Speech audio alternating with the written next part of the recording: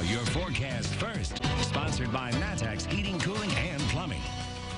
So on this very quiet Wednesday evening, we see some clouds out there tonight, but very mild temperatures. Take a look at that satellite radar picture showing the clouds and the temperatures that are now back into the low 60s still at 10 o'clock at night. 63 in Springfield. We have cooled down to 55 in Champaign. Look where we go once again tomorrow with more sunshine, a little bit of wind, but topping out once again near 70 beautiful degrees. We've got even more of this week. I'll show you how long this sticks around when we come back. WCIA 3 News starts right now. Now on WCIA 3 News. Still a race that's too close to call. Which battleground states are still in play? Plus, a city is considering a fight with the governor over his indoor dining ban. We'll tell you what was decided tonight. And they're both events to help families at Christmas, which will still go on despite the pandemic.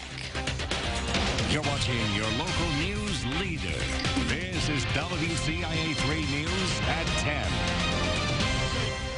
27 hours after polls closed on Election Day, there is no apparent winner in that race for the White House. Good evening. I'm Paul Cicchini. And I'm Jessica Coons. Vote counting continues across the nation tonight. Here's how the vote totals look at this moment. Joe Biden leading with more than 72 million votes to the president's more than 68 million. Ballots are still being tallied in some of those key states like Pennsylvania. The AP's count of electoral votes have Biden within striking distance of the 270 mark after being declared the winner in both Michigan and Wisconsin. As of now, he has 264 to the president's 214, but both candidates have paths to victory. President Trump has already demanded a recount in Wisconsin and for various reasons is suing to stop vote counting in Georgia, Pennsylvania, and Michigan. Election officials across the country say the vote counting process has gone smoothly with few, if any, irregularities. It's estimated around 160 million Americans voted, on pace for the highest turnout in more than a century. They raised their voices through their votes. Now dozens in the CU area are making sure their messages were sent loud and clear, no matter how their ballots were received. WCIA 3's Jen Last joins us from the newsroom. So Jen, there were two separate rallies tonight. Tell us about those messages. Paul, both groups are calling for everyone's votes to count, but it's what happens after the last ballot is certified where these two groups differ. The peaceful transfer of power in this country is one of the foundations of our democracy. That's why Minister Florence Kaplow's Unitarian Universalist Church is part of the newly formed CU Election Coalition. I want to make sure, just like the Trump supporters do, that all those votes are counted and that we really know what the will of the people is. The group joined together at Westside Park in Champaign.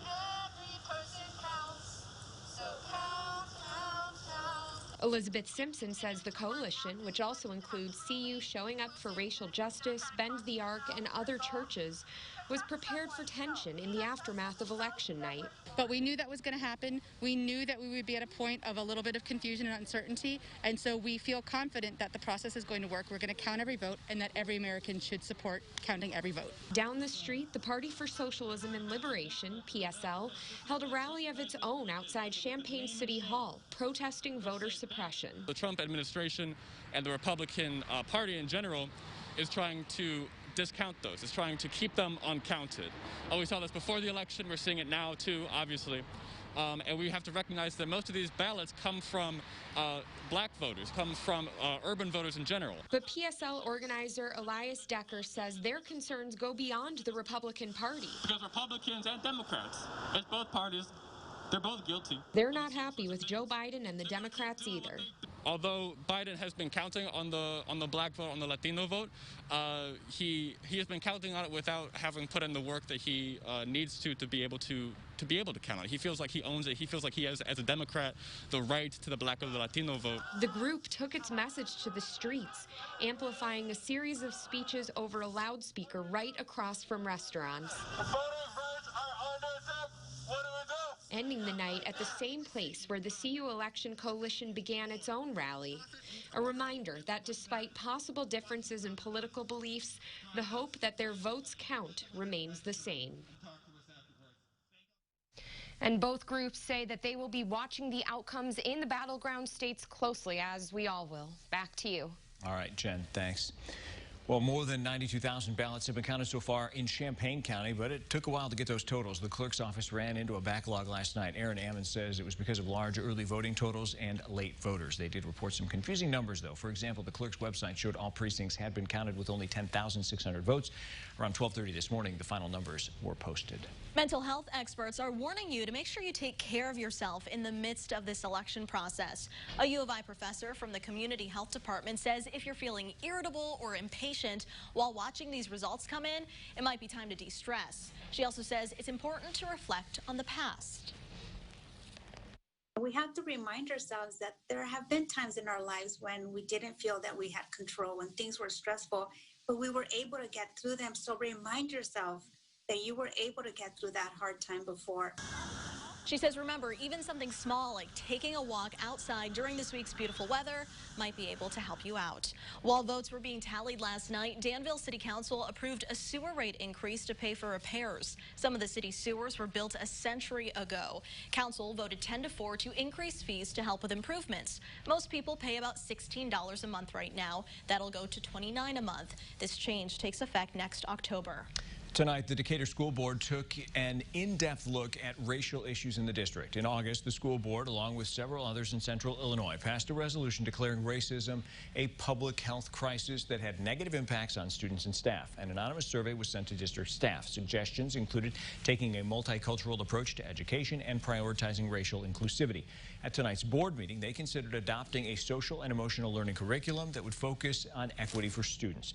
The board said the ultimate goal is to develop a well-rounded worldview and understanding of the struggles and contributions of underrepresented people. Changes to curriculum and policy would be decided at a future board meeting.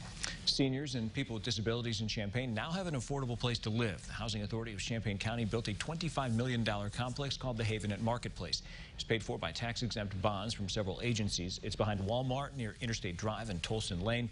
The director says this type of affordable housing was needed. We have 3 different buildings. 2 of the buildings are for individuals with disabilities, so they can be of any age with disabilities. And then we have a 3-story senior building also. Having them separated, living on their own independently, it's really helpful. And that's something that we need here in Champaign County. The units are ready to be leased, and some already have. New for you tonight, Habitat for Humanity of Piatt County got an unexpected gift. The State Bank of Vermont gave them a check for more than $15,000 to help build homes for people in need. This year has created many challenges for nonprofit organizations, and this money will help the group continue to provide support. They make a difference in people's lives, and they have changed some of our customers' lives and given them opportunities that they might not have had Habitat not been there for them, to provide a very nice home for their families. Earlier this year, they were able to build their 15th home for a family in Monticello. One city has plans to go against the governor's mitigations. What has to happen to make it a reality? Plus, the pandemic has put an end to several events. Which one has been added to that list? And families are still in need, especially during this COVID-19 pandemic. How one group is making sure Christmas isn't affected.